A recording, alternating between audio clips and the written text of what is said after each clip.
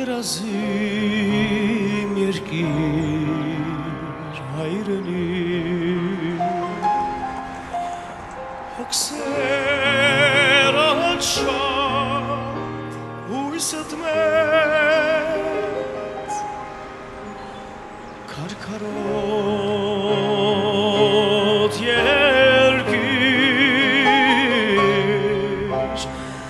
երազիմ երկիր հայրենի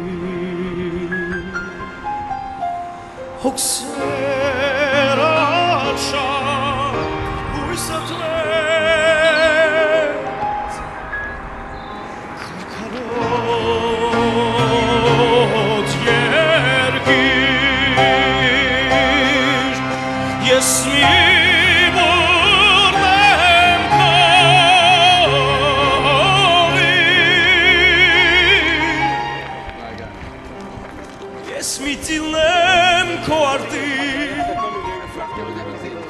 Ես մի զարկնեմ քո բազկի հայրենի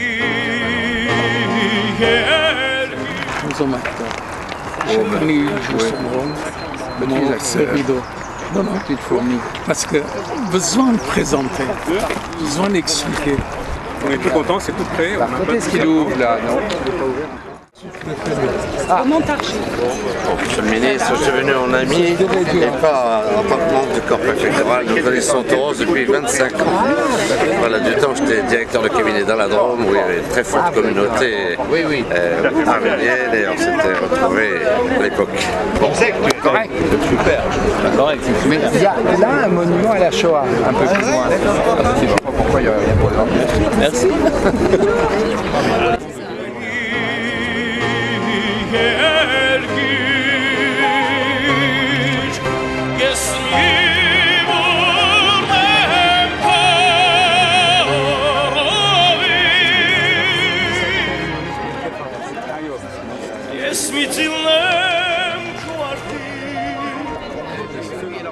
Ես մի զարկնեմ քո բազկի հայրենի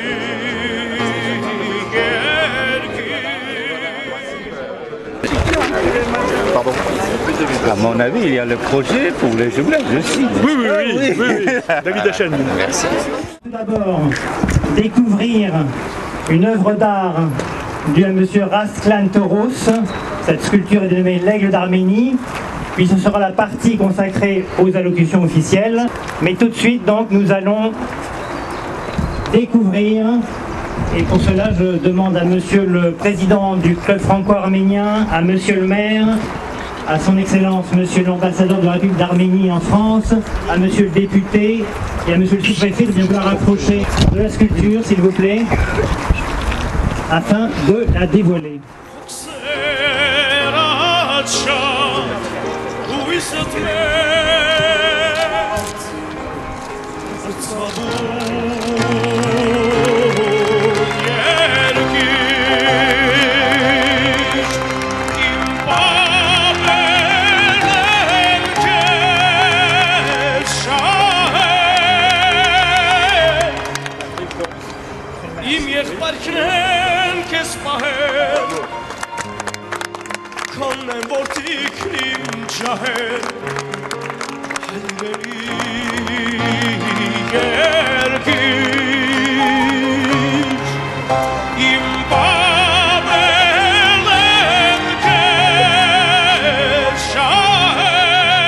Monsieur Wissam Nemé, conseiller municipal, président du club franco-arménien d'Antony.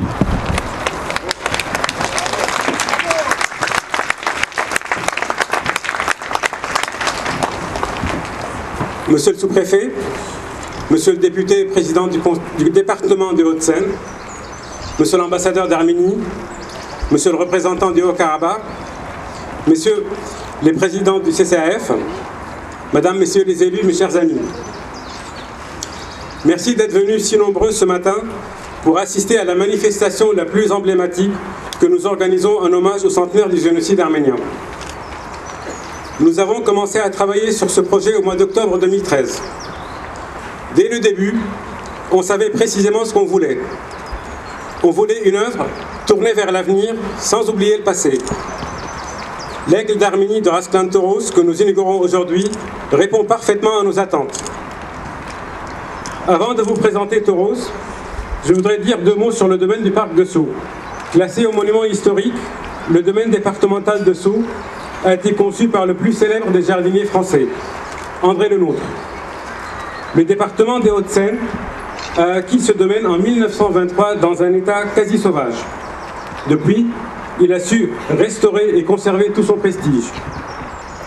C'est d'ailleurs le prestige de ce lieu, ainsi que ses 3 550 000 visiteurs annuels qui ont séduit les différents sculpteurs qui ont répondu à notre appel. Cyril Nirgagnan, Michel Adjar, Rafi Sarkissian, Fabien Le Saint et Rasklan-Toros. Je profite de l'occasion pour les remercier. La sélection était rude, mais notre choix s'est finalement porté sur le projet de Toros. Toros est né le 12 décembre 1934 en Syrie. Il doit son prénom à son oncle qui mourut brûlé dans une église avec 300 enfants lors du génocide. Il quitte l'école à l'âge de 11 ans pour étudier et expérimente plusieurs métiers. Soudeur à l'arc, serrurier, ferronnier d'art.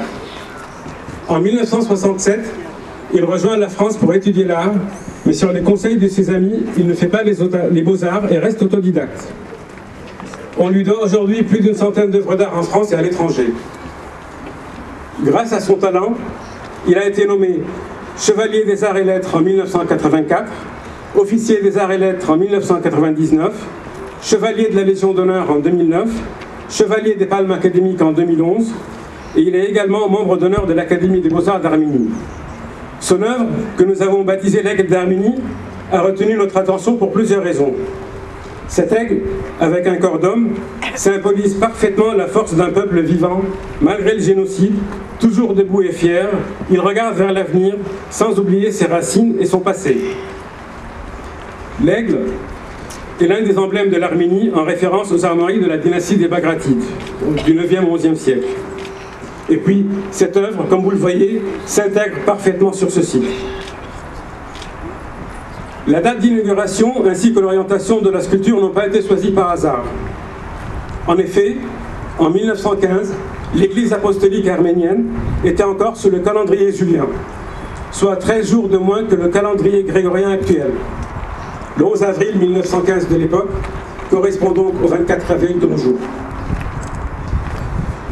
Lors de la pose de notre aigle, nous avons pris soin de l'orienter dans la direction d'un autre mémorial installé dans le parc. Il s'agit du mémorial de la déportation des Juifs des Hauts-de-Seine. Je voudrais profiter de l'occasion pour remercier M. Patrick Devedjian qui nous a accordé sa confiance et nous a octroyé ce magnifique emplacement pour la pose de cette œuvre.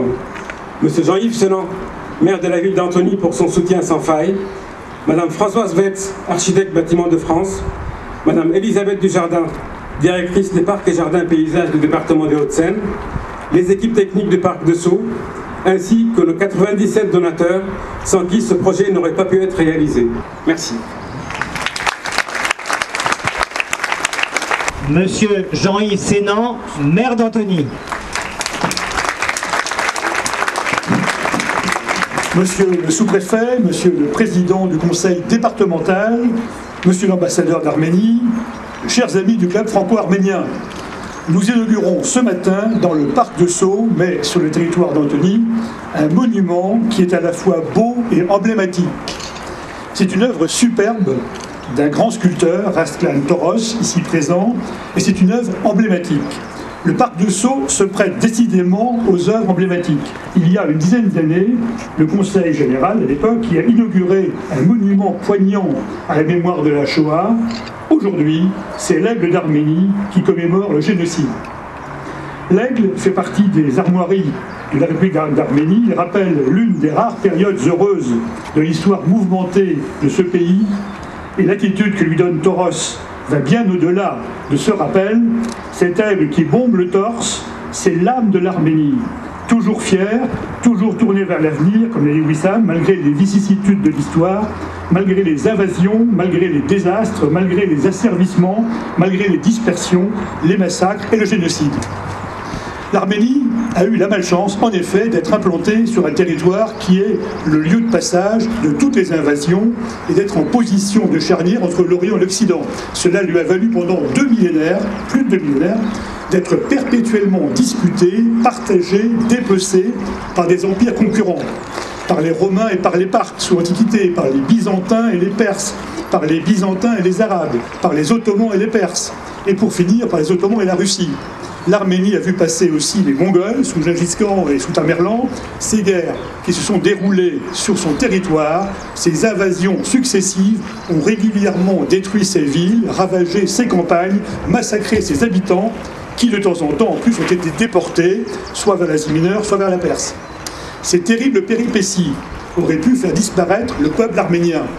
Elles auraient dû normalement le diluer dans la population indifférenciée du Moyen-Orient, comme les autres peuples qui occupaient l'Asie mineure sous l'Antiquité ou qui s'y sont établis au Moyen-Âge.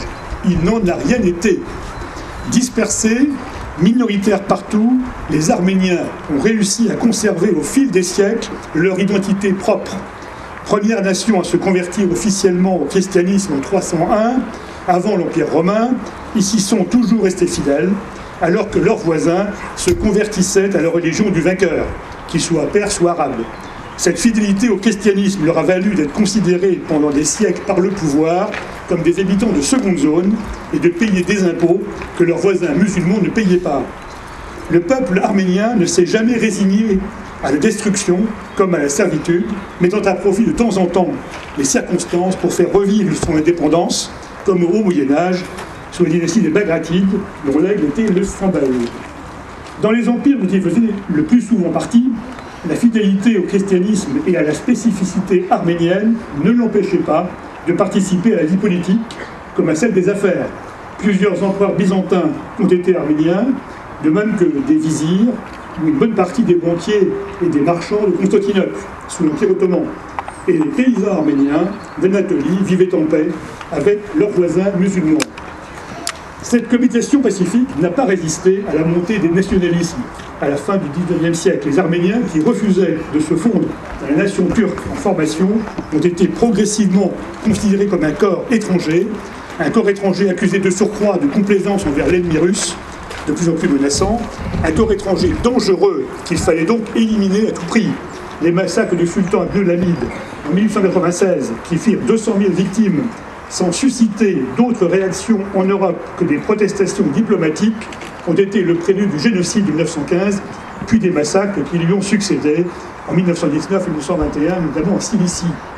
Le génocide, pratiqué de sang-froid et méthodiquement par le gouvernement ottoman il y a 100 ans, a tué plus d'1 million d'Arméniens et dispersé les survivants. Mais il n'a pas détruit l'âme arménienne qui vit dans la République d'Arménie d'aujourd'hui et dans la diaspora répartie dans le monde entier. L'aigle que nous inaugurons ce matin au Parc de Sceaux le montre bien, l'âme de l'Arménie n'est pas morte.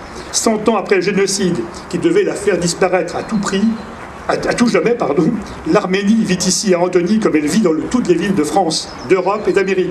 Comme l'aigle de Tauros, elle est forte, optimiste, tournée vers l'avenir, elle bombe le torse, et la communauté arménienne d'Antony, qui a commandé cette œuvre, contribue puissamment au dynamisme de notre ville.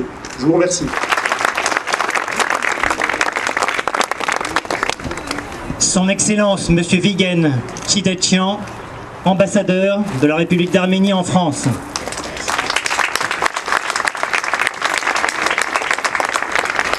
Monsieur le sous-préfet, Monsieur le président du Conseil général, cher Patrick, Monsieur le maire, Monsieur le coprésident de CCAF, Monsieur le représentant de la République de Haut-Karabakh, Mesdames, Messieurs les élus, Mesdames, Messieurs les représentants des associations, Mesdames, Messieurs, chers amis. Je voudrais avant tout dire notre reconnaissance à M. Patrick Devedjian, président du Conseil général, sans qui ce beau projet ne verrait pas le jour. C'est avec très grand plaisir que je voudrais saluer et exprimer mes remerciements à notre cher artiste Tauros d'avoir offert cette belle sculpture qui va désormais symboliser la vitalité des peuples arméniens dans ce magnifique jardin. Je tiens également à saluer et remercier M. Jean-Yves Sénat, maire d'Antony, ses collaborateurs, particulièrement M.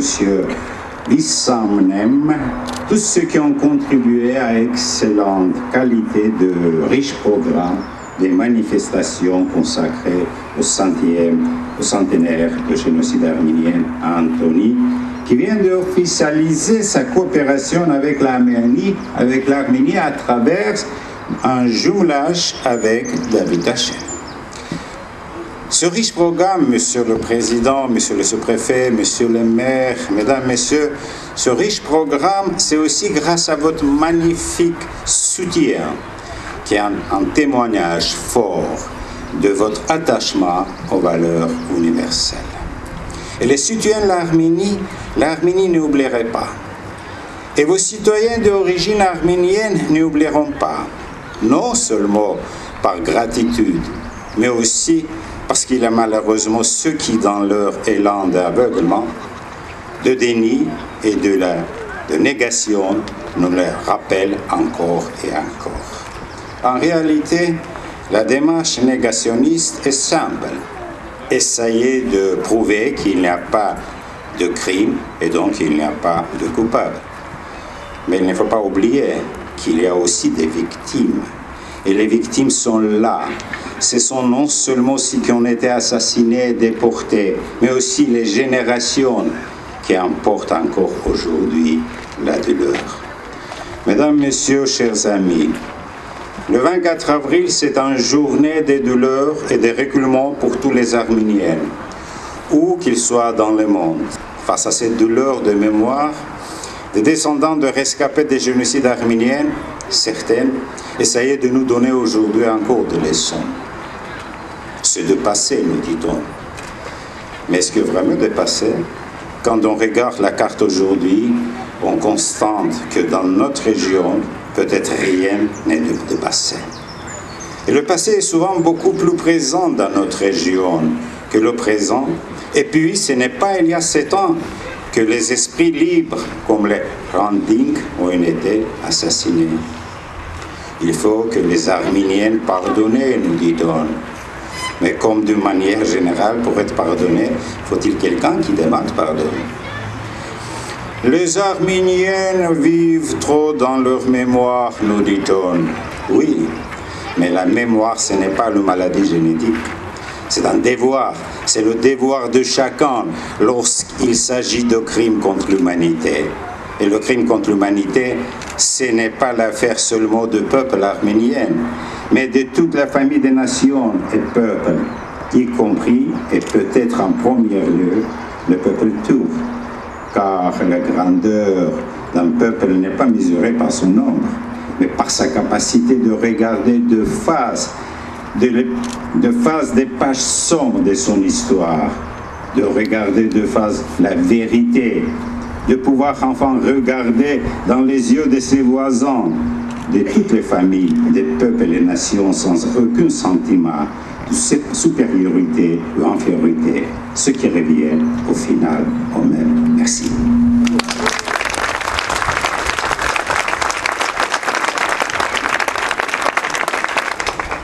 Monsieur Patrick Devedjian, député et président du conseil départemental des Hauts-de-Seine.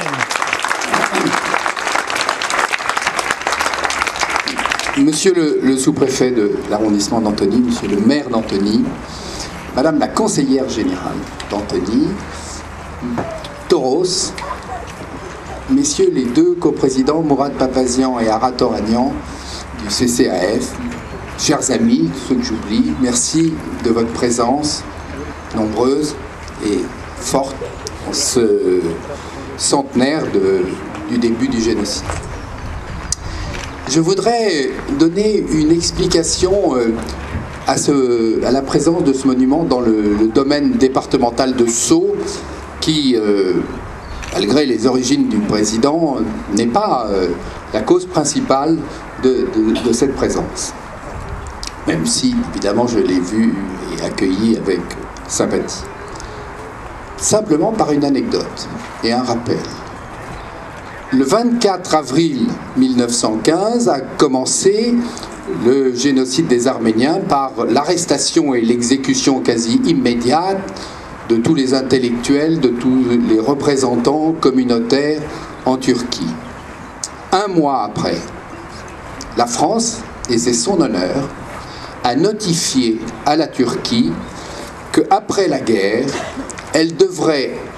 la Turquie devrait rendre compte devant la justice des crimes commis contre l'humanité, et c'est la première fois que ce concept de crime contre l'humanité apparaît dans le langage diplomatique.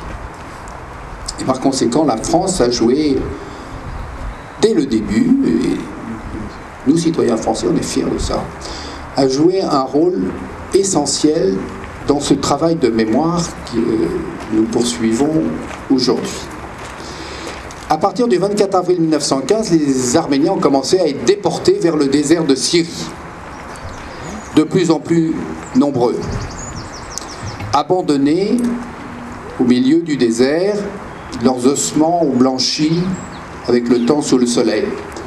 Et un jour, des gens sont venus, ont ramassé ces ossements, ont constitué un ossuaire et ont construit une église autour de cet ossuaire. Cet endroit s'appelle Deir ez-Zor. Vous pouvez regarder, c'est sur la carte et malheureusement c'est dans les journaux depuis quelque temps. Daesh, les djihadistes, a occupé ce territoire et une des premières choses qu'ils ont fait a été de dynamiter l'ossuaire. C'est-à-dire la poursuite du génocide par l'effacement même de la mémoire. Alors, évidemment, c'est pas parce que ce sont les Arméniens, mais Charles Aznavour a chanté « Je suis de ce peuple mort sans sépulture ». Et nous avons ici aussi le monument de la Shoah, avec aussi un peuple mort sans sépulture, comme le nôtre, nous qui sommes d'origine arménienne. Et je pense, et la France, de ce point de vue-là, s'acquitte de ce devoir, que la protestation la plus élémentaire contre cette poursuite du négationnisme, c'est-à-dire la négation même du crime, c'est la présence de ces monuments, partout, et de plus en plus nombreux. Le crime ne paie pas, et il ne doit pas payer. Et c'est le devoir des démocrates, des républicains, de la civilisation simplement, d'entretenir la mémoire. Nous savons depuis Sophocle, depuis Antigone, que c'est au-delà du droit naturel, que c'est plus profond encore que le droit naturel, que le droit d'enterrer ses morts, de leur donner une sépulture. Souvenez-vous, Antigone s'est révoltée contre la cité parce qu'on ne voulait pas qu'on inhume la dépouille de son frère. Cette leçon, donnée par les Grecs les plus anciens, elle demeure aujourd'hui vivante dans une démocratie. Et donc, en France, ici, dans le domaine départemental de Sceaux, mais aussi partout ailleurs en France, la Shoah, comme le génocide arménien, donne lieu à des monuments commémoratifs parce que ce sont les seules sépultures que peuvent avoir ceux qui ont disparu dans ces monstrueux événements. Je suis heureux qu'ici, à Antony, mais aussi dans les Hauts-de-Seine, ce monument splendide de Toros qui montre la persistance, qui veut dire que on ne courbe pas la tête sous l'injure, mais on ne se plaint pas et on continue simplement à affirmer une identité. Et je veux dire aussi que la France, cette France que nous aimons, elle est faite de ça. La France est un vieux pays qui a recueilli sur son sol beaucoup de persécutés du monde entier, de toutes les catastrophes. Pour les Arméniens, c'est le cas, mais pour bien d'autres peuples aussi, c'est le cas. Et elle s'est faite, elle s'est construite comme une cathédrale, comme une immense cathédrale, avec des pierres qui sont justement constituées de ces catastrophes, qui sont constituées de cet exil de peuples différents, de souffrances multiples, qui sont venus ici, qui l'ont enrichi et qui font que la force morale de la France puise aussi ses racines dans toutes ces histoires douloureuses à laquelle les Arméniens, malheureusement aussi, mais aussi pour notre fierté, apportent leur participation. Merci Doros.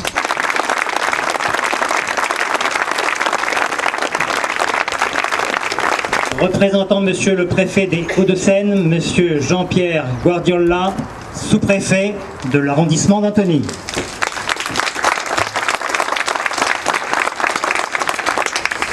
Monsieur le ministre, Votre Excellence, Monsieur l'ambassadeur de la République d'Arménie en France, Monsieur le représentant de la République du Haut-Karabakh, Monsieur le maire,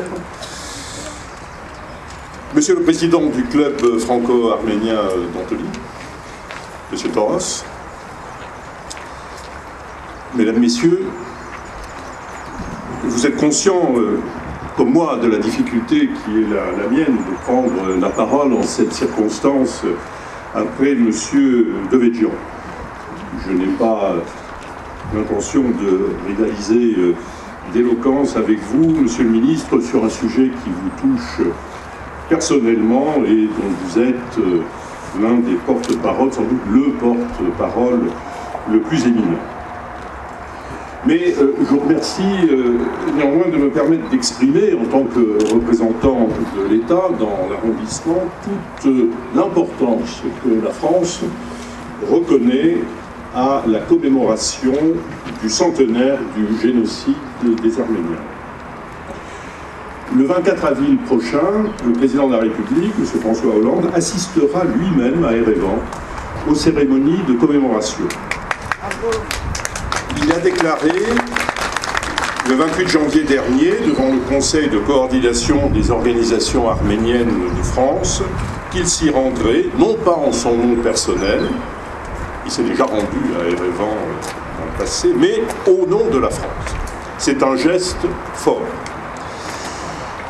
Ce sera l'occasion pour le président de la République de réaffirmer, Monsieur l'ambassadeur, l'excellence des relations entre la France et l'Arménie, l'amitié indéfectible entre le peuple français et le peuple arménien, et aussi, bien sûr, de poursuivre sans relâche le travail de mémoire, le devoir de mémoire pour la reconnaissance par le monde entier du génocide arménien, perpétré il y a un siècle par l'Empire ottoman, qui a fait, selon les historiens, près d'1,5 million de victimes, et qui a conduit des centaines de milliers d'Arméniens sur les routes de l'exil, des routes qui, pour beaucoup d'entre eux, les ont conduits sur le sol français. La France a inscrit dans son ordre juridique une loi d'une grande importance. Une loi courte et claire, très courte et très claire, et que je vais citer, c'est la loi du 29 janvier 2001, qui énonce « La France reconnaît publiquement le génocide arménien de 1915 ». Cette loi ne doit pas être comprise simplement comme ce qu'on appelle une loi mémorielle. C'est plus que ça. Il faut comprendre qu'elle implique, comme toute norme juridique, des obligations pour nous.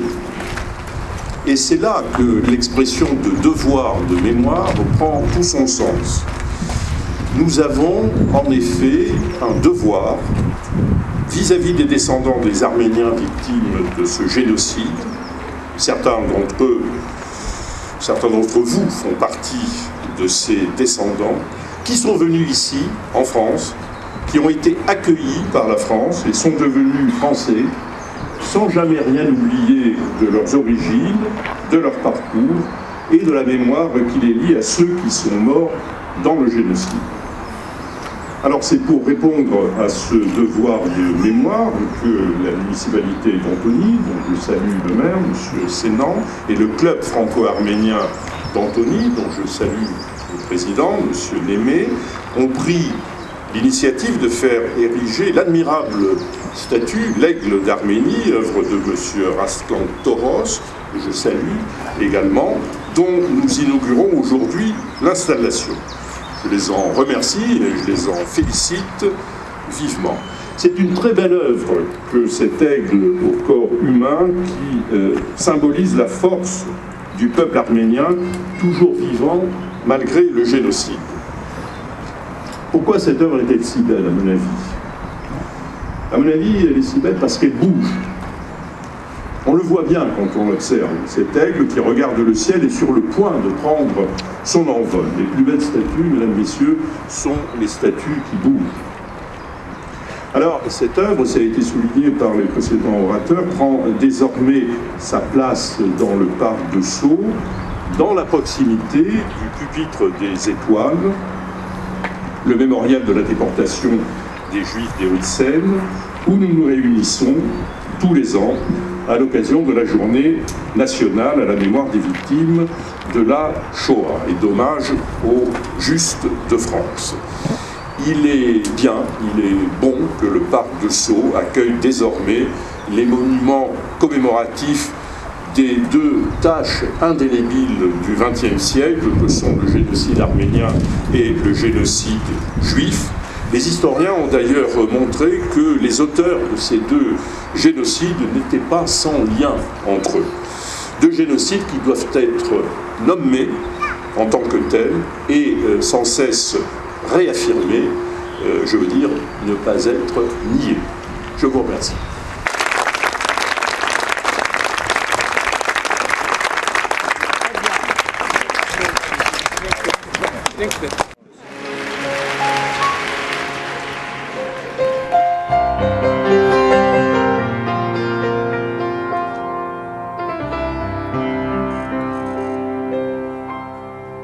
Avant 30 ans, cet homme, il est passé à Roman. J'ai dit, je m'appelle Toros, mais il a vu mon avenir, qu'est-ce que c'est. Un jour, pour Massy, ville de Massy, ils ont cherché le sculpteur, on aurait quelque chose. Il a dit, bon, je connais un sculpteur vers Roman, mais je ne me rappelle pas de son nom. Il est cherché, il a dit, ah, c'est Toros. Mais ils ont téléphoné, après nous avons contacté avec eux. Coste, M. Agopian, que je connais à Paris. Voilà, merci. Tu sais, t'as fait un truc super. C'est très beau.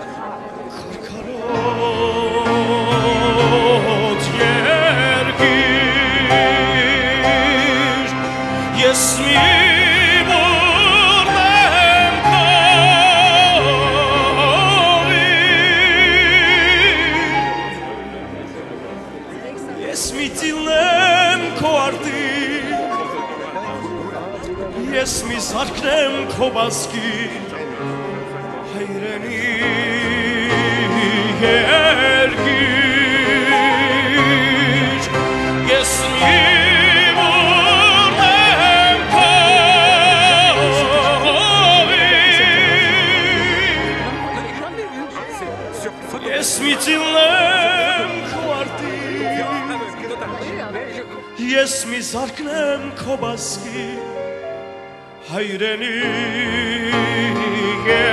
երկիր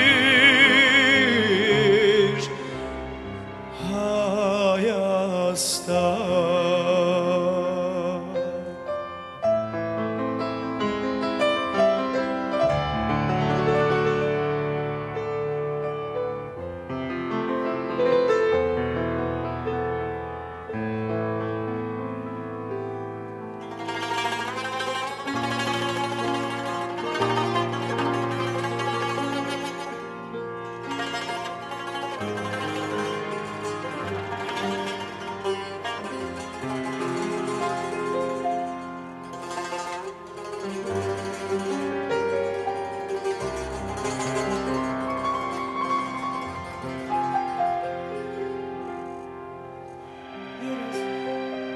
אם יחפת knän kespaher Konnen vårt iknim jaher